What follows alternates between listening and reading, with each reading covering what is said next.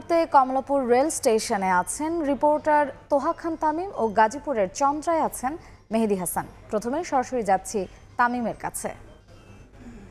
প্রায় এখন পর্যন্ত প্রায় 16টি ট্রেন ইতিমধ্যে ঢাকায় ঢুকেছে এবং প্রায় সমান সংখ্যক ট্রেন আবার ঢাকা থেকে ছেড়ে গিয়েছে।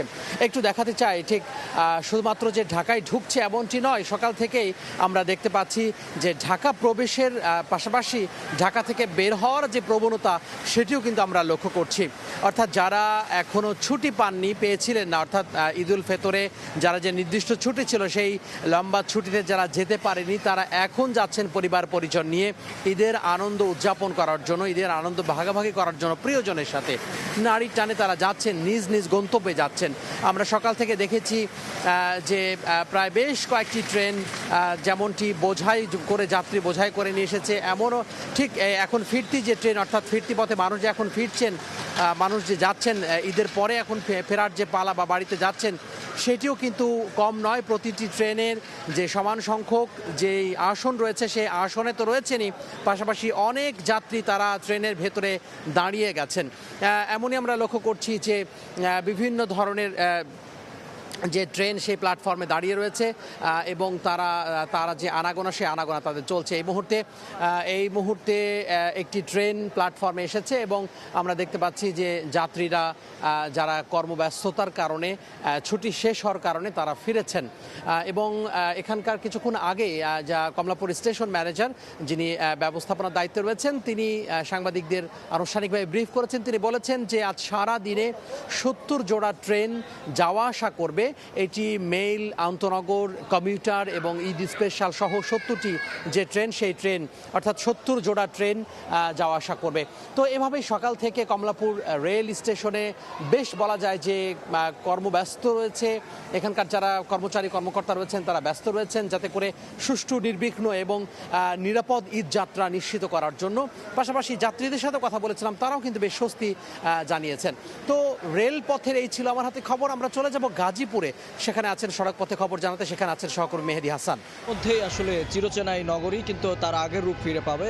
এখনও কিন্তু সেটি তার ধারাবাহিকতা চলছে। ঈদযাত্রায় যে ফাঁকা হয়েছিল সেই ফাঁকা নগরী কিন্তু আবারও মানুষের পদচারণায় মুখর এবং সেই মানুষ যারা রয়েছেন তারা ঘরে যারা ফিরেছিলেন ঈদের ছুটিতে তারা আবারও কর্মস্থলে ফিরছেন। আজকের চিত্র যদি বলি, গত কয়েকদিনের তুলনায় আজকে কিন্তু কর্মজীবী মানুষ আসলে কাজে ফেরার যে দৃশ্য সেটি কিন্তু আগের থেকে গত কয়েকদিনের তুলনায় আজকে কিন্তু একটু বেশি আমরা লক্ষ্য করছি। একটু জানিয়ে রাখি যে এই যে গাজীপুর চৌরাস্তায় রয়েছে, আমরা সকাল থেকে গাজীপুরের যে মূল পয়েন্টগুলো রয়েছে, বিশেষ করে চন্দ্রা এবং অন্যান্য সড়কগুলো, যে সড়কগুলোতে আমরা ঘুরে দেখেছি এবং যেটা আসলে লক্ষ্য করা গেছে যে পুরো সড়ক জুড়ে কিন্তু এবার আসলে খুব একটা ভোগান্তির চিত্র আমরা চোখে দেখিনি, আমাদের চোখে পড়েওনি।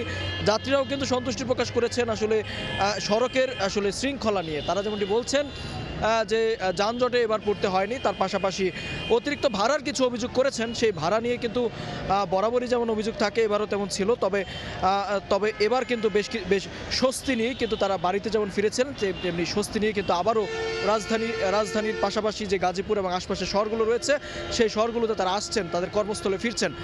একটু জানিয়ে রাখি যে গাজীপুরের যে গার্মেন্টস প্রতিষ্ঠানগুলো সেগুলো কিন্তু এবারও ধাপে ধাপে কিন্তু খোলার সিদ্ধান্ত নেওয়া হয়েছে। আজকে শনিবার সেই বেশ কিছু প্রতিষ্ঠান খোলা হয়েছে, তার পাশাপাশি রবিবার, সোমবার, মঙ্গলবার এইভাবেই কিন্তু প্রতিদিন কোনো না কোনো প্রতিষ্ঠান খোলা হবে। লম্বা ছুটি কাটিয়ে সাধারণ মানুষ যারা রয়েছেন পরিবার পরিজনের মায়া ত্যাগ করে কিন্তু আবারও তাদের কর্মস্থলে ফিরছেন। এবং এই মুহূর্তে যদি বলি যে বেশ দুপুর টাইম, বেশ গরমে সারাদিনের একটা ব্যবসা গরমও রয়েছে, সেই গরম উপেক্ষা করেই তারা যেমনটি বলছেন যে কাজে ফিরতে হবে, সেই কারণেই কিন্তু তারা আজকে কাজে ফিরছেন। এর পাশাপাশি গতকাল শুক্রবার ছিল, যারা আজকে যে প্রতিষ্ঠানগুলো খোলা হয়েছে সেগুলো কিন্তু গতকালই তারা কিন্তু আসলে এই কর্মস্থলে ফিরেছেন এবং আজকে যারা ফিরছেন তাদের প্রতিষ্ঠান হয়তো বা কালকে খোলা এবং তার পাশাপাশি তার পরের দিন অথবা এইভাবেই কিন্তু আরও 2 থেকে 3 দিন নাগাদ কিন্তু এই কর্মজীবী মানুষ যারা রয়েছেন তারা এই সড়ক পথে আসলে ফিরবেন। তো এই ছিল গাজীপুর চৌরাস্তা থেকে আমার কাছে থাকা সবশেষ তথ্য।